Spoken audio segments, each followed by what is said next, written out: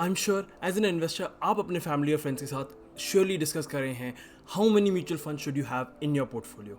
Mutual fund सही है, we all know that, but how many are right? 2, 3, 10? इस video में हम आपको बताएंगे इसके बारे में.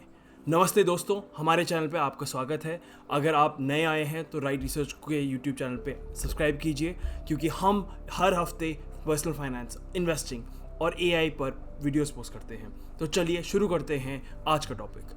Mutual funds are meant for individual investors, and many a times they are designed and styled and packaged as a consumer product. ये एक कहानी के रूप में बेचा जाता है और इन्वेस्टर्स इससे प्रभावित हो जाते हैं और अलग अलग म्यूचुअल फंड्स खरीदते रहते हैं. And ultimately what happens, they and up being a collector of mutual funds rather than being a focused investor. If you are starting your investment journey with a small amount such as 500 rupees, तो एक fund में invest करना काफ़ी होता है. जैसे ही आपका investment amount बढ़ता है तब आपको और म्यूचुअल फंड्स कंसिडर करने चाहिए. So let's say 500 rupees say about 5000 rupees तक के बीच में you can consider one SIP with one mutual fund. As your total number of SIP amount increases, you should start considering at least 2 to 4 other mutual funds where you can invest. जब आपके इन काफ़ी सारे funds accumulate भी हो जाते हैं, let's say, then in that scenario also it is important to start spreading your investments to reduce the risk of poor performance from any single fund manager. What is enough funds? Well, typically we're looking at about 2 to 3 years of investment that has been accumulated by a person, but again this will depend on your own individual situations. This diversification will help mitigate any concentration risk that is there in the portfolio. कोई golden rule नहीं है. सब investors को मैं बोलूँगा कि 5 mutual funds में invest कर ले तो काफ़ी होगा. That is not the case. It actually depends from a case to case, investor to investor basis, and ultimately depends on what are their financial goals. आपके financial goals से आपका time horizon of investment and आपका risk profile से पता चलेगा how many mutual funds you should ultimately invest in. The time horizon of investing can be short term, which is 1 to 2 years. It can be medium term, which is 2 to 5 years, or it can be more than 5 years, which is ultimately what we consider as long term. So depending on the time duration of the investment, the type of mutual fund that you will invest in will also change. For short to medium term, आपको ज़्यादातर debt mutual funds में invest करना चाहिए. Debt mutual funds आमतौर पे कम risk वाले होते हैं और सुरक्षित investment होते हैं. They offer stability and safeguard for your investments. For the medium to long term आपको मोस्टली एक्विटी म्यूचुअल फंड्स में इन्वेस्ट करना चाहिए. एक्विटी म्यूचुअल फंड्स आमतौर पर अधिक रिस्क वाले होते हैं, लेकिन समय के साथ अधिक रिटर्न्स के भी दे सकते हैं. दीज इन्वेस्टमेंट्स आपको लंबे समय तक की उतार चढ़ाव के लिए तैयार रखते हैं और आपको समय समय के साथ बढ़ते हुए मार्केट के लाभ का प्राप्त करने के लिए एक मौका भी देते हैं. Hence, ultimately, depending on what is your financial goal, the type and the number of the mutual funds are determined. This is what is standard. But of course, your personal preferences also matter. अगर आप लंबे समय के लिए कम risk लेना चाहते हैं तो आपको कंसिडर करना चाहिए large cap mutual funds typically, जिसमें आप इन्वेस्ट कर सकते हैं. तो आपका पोर्टफोलियो में मे बी 1 और 2 एक्विटी म्यूचुअल फंड्स होंगे. लेकिन अगर आपको एग्रेसिव होना है तो आप स्मॉल कैप और एक लार्ज कैप फंड में भी इन्वेस्ट कर सकते हैं. But may be you are a balanced person, तो आपको एक मल्टी कैप, एक लार्ज कैप और may be 1 more mid cap में आप इन्वेस्ट करेंगे. And that is how we will sort of look at the scenario. As per your personal risk preferences, the number of mutual funds will ultimately change. Collector mentality. More isn't always good. ध्यान रखें कि आप एक mutual fund के collector ना बन जाएं, जहां पे आपके पोर्टफोलियो में काफ़ी सारे म्यूचुअल फंड्स दिखते रहते हैं. हमने काफ़ी सारा रिसर्च करा है इस पे, एंड हमारे राइट रिसर्च के पोर्टफोलियो ट्रैकर के टूल के थ्रू हमें ये पता चलता है कि अधिकतर लोग बहुत सारे म्यूचुअल फंड्स अपने पोर्टफोलियो में रखते हैं and they keep adding to that portfolio without any clear purpose और गोल्स. एंड अल्टीमेटली क्या होता है, they keep buying these mutual funds which without any financial goal, without any idea of what they want to achieve from the financial future that they're trying to build for themselves and for their family. So they'll add tax saving mutual funds, they'll add thematic funds, they may add even sectoral funds, but all of these may not necessarily tie into their financial goals. Portfolio को focus रखना बहुत महत्वपूर्ण होता है. Even sophisticated portfolios में 4, 6, may be even 8 funds से ज़्यादा होने की ज़रूरत नहीं होती है. Having too many mutual funds can be problematic for various reasons. One, thoughtful activity. Mutual funds should always be, and investing in general should always be thought of as a very conscious activity that you take undertaking.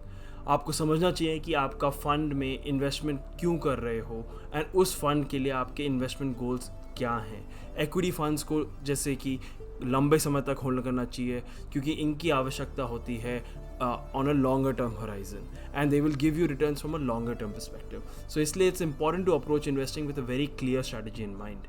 Second, storytelling. It is very important to be cautious of casual storytelling or investing based on short term trends. Mutual funds often come with attractive stories and promises for the upcoming seasons, but investments should always be made with long term goals in mind, such as retirement or a child's education. Being thoughtful and serious about your investment decisions is crucial. Third, diversification. Yes, not diversification, but diversification.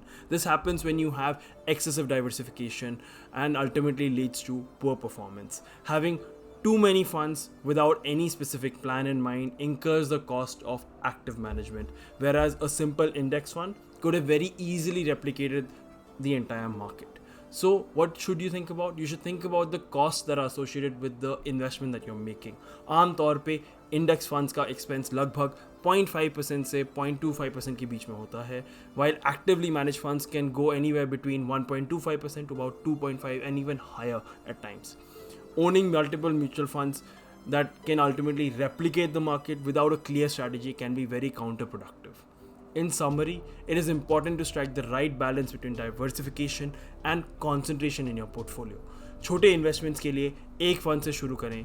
जैसे आपका funds accumulate होते हैं वैसे ही आप ध्यान से सोचें किस इन्वेस्टमेंट्स को आप किस किस बकेट्स एंड किस किस फंड्स में आपको इन्वेस्ट करना चाहिए ताकि you can reduce your overall risk. Avoid being a mutual fund collector and focus on a thoughtful approach to investing while considering the benefits of cost-effective index funds. Optimizing returns through portfolio reorganization. When considering your investment goals, आपको पैसा कब आवश्यकता हो सकती है उसको evaluate करना बहुत महत्वपूर्ण है. ये आपको हर साल करना चाहिए.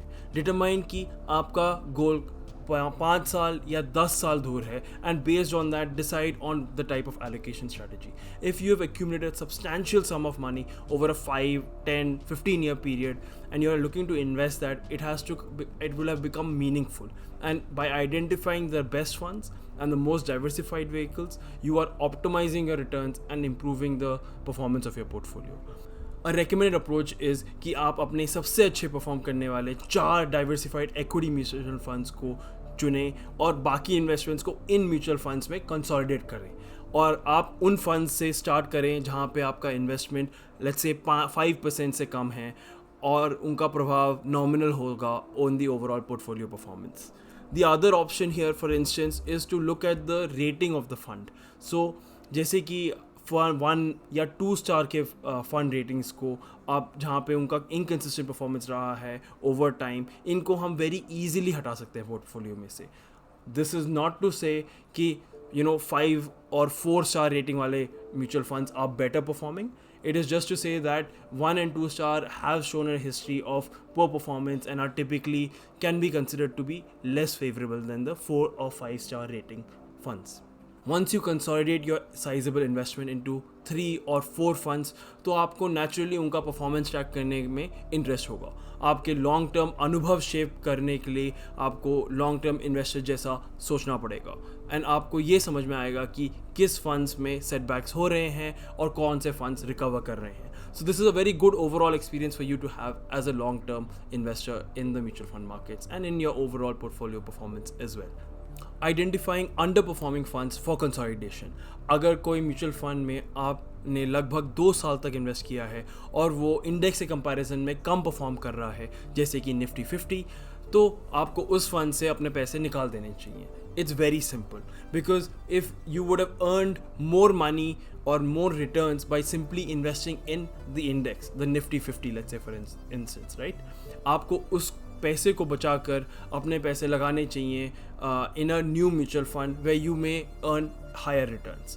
अगेन कौन सा इंडेक्स से कंपेयर करें, दैट विल अल्टीमेटली डिपेंड कि आपने इन्वेस्टमेंट किस में करा है, आपके इन्वेस्टमेंट गोल्स क्या हैं, so on and so fourth. When identifying underperforming funds, do not rely solely on your personal performance. Consider the fund's performance through a full market cycle when you're considering the rising and the falling of market phases. ऐसे funds को ढूंढें जो अपने category के मुकाबले में 5 से 10% तक आसपास तक के रिटर्न्स प्राप्त कर चुके हैं. राइट रिसर्च पे आप अपने पोर्टफोलियो रिव्यू टूल का फ्री यूज़ कर सकते हैं, जहाँ पे आपको मिलेगा अंडर परफॉर्मिंग फंड्स कौन से हैं आपके पोर्टफोलियो में, and you can very easily make decisions based on that. आप कि अपने एनालिसिस के बेसिस में आप अपनी ऑब्जेक्टिविटी मेंटेन करें उस प्रोसेस के through, and ultimately avoid being swayed solely by short term performance.